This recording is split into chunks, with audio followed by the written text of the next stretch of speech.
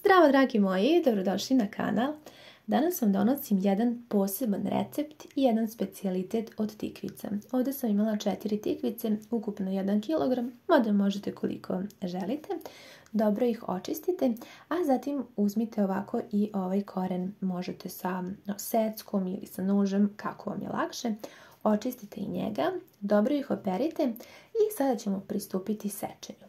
Ono što bih vas zamolila, ukoliko se budete odlučili da pripremite ovaj recept, jeste da ni slučajno ne sečete baš skroz do vrha, jer će vam onda jednostavno se raspasti i tikvica i nećete moći da napravite ovaj željeni oblik.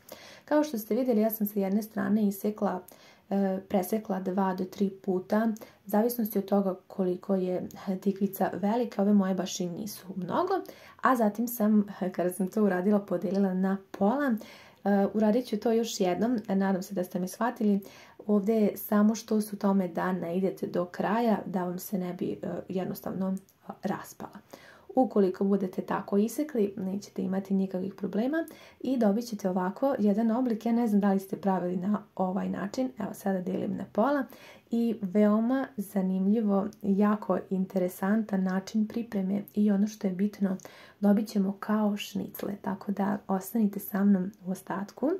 Ja sam na početku sipala otprilike oko 1,5 do 2 litre vode u jednu srednju šerpu i stavila da voda proključa, a za to vrijeme sam iseckala tikvice. I sada ćemo ih staviti u ključalu vodu. Onog trenutka kad ih stavljate u ključalu vodu možete smanjiti temperaturu na srednju. I ovako ćemo poređati sve. Ova mala šerpa je bila sasvim dovoljna.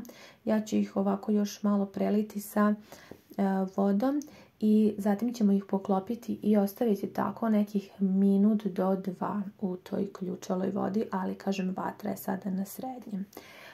Sada ćemo da pripremimo smes od jaja. Koristit ću 3 jaja, meni će biti to dosta na ovu količinu. Malo soli, bibera, zatim 1 kašiku majoneza, ovo je srednja kašika, i 1 mala kašičica senfa, kao i vrlo malo suvog peršuna. Pa ćemo te sastojke sve zajedno da pomešamo. Umjesto majoneza možete koristiti i kašiku kisele pavlake. Ono što više volite, efekat će biti isti, odnosno ukus. I eto, nakon 2 minuta tikvice su blago omekšale i ovo radimo zato što ćete vidjeti sada u ostatku videa na koji način ćemo mi zapravo njih da pohujemo. Ovaj recept mi se mnogo dopao i voljela bih da ga isprobate i vi i nadam se da će se i vama dopasti. Izvadite ovako sve tikvice i evo vidite kako su one sada ovako mekane i lako je da radimo sa njima, odnosno da ih pohujemo. Sad ono što je interesantno jeste da prvo pohujemo u prezli.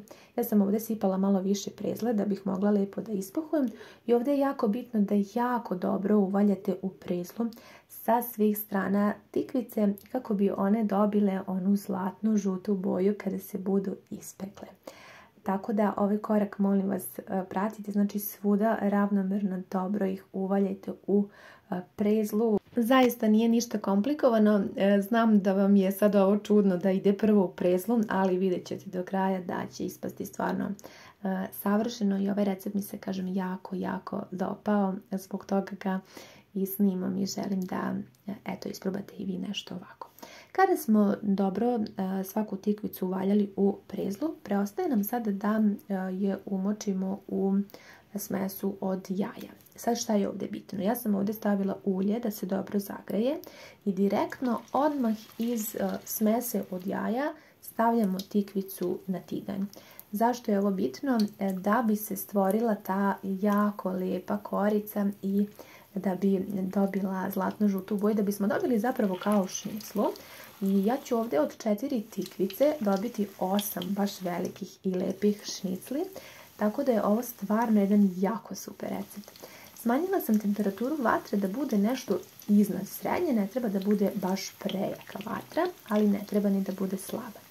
Pecite otprilike na svakoj strani oko 10 minuta. Ja sam po 2 puta preokrenula i najlakše bi bilo da koristite ovako recimo 2 špatule. Ja sam sad koristila kašiku, ali mislim da bi bilo lakše još 2 špatule jer su one onako nekako mekane i lako je da preokrenete tikvicu. Kada ovako blago porumene i postanu zlatno žute boje, one su gotove i kao što sam rekla, izgledaju kao šnicle. Jako su ukusne i imate jednu veliku preporuku da isprobate ovaj recept. Ja ću sad ovako da zajedno sa vama isprobam prvo parče i mnogo mi se dopalo. Nadam se da će i vama. Javite mi utiske da li ste probali nešto slično ovako da napravite. Ako niste, idealna je prilika da isprobate. Hvala vam na gledanju i ljubim vas sve puno.